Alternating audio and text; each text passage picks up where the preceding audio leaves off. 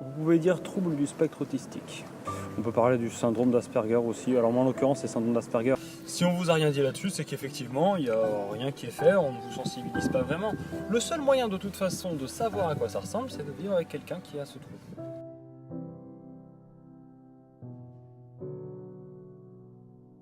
Du coup, t'en connais ou pas, toi par exemple?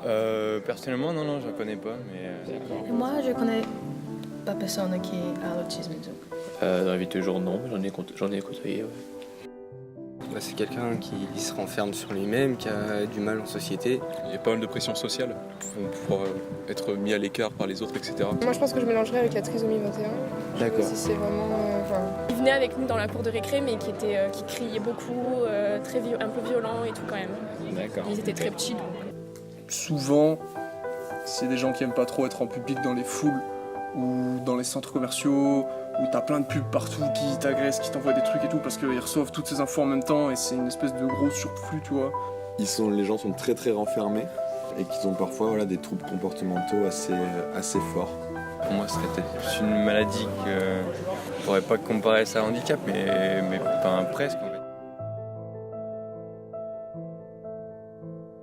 En fait, on est tous humains et donc on développe tous les mêmes sentiments, les mêmes émotions, donc on est tous humains.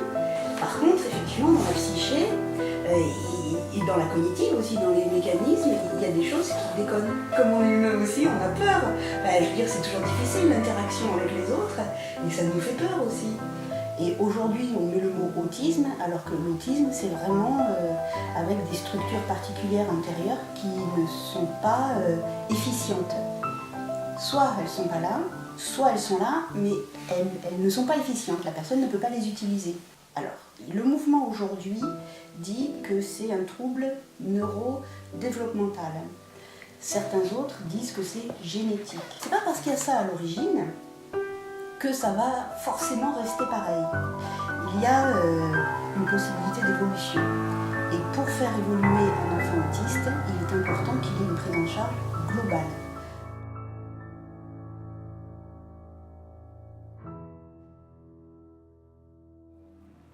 Aujourd'hui par exemple, moi j'ai été diagnostiqué à 16 ans, ce qui est extrêmement tard. Il serait temps quand même que tout le monde, il faudrait quand même qu'on réussisse à sensibiliser certaines personnes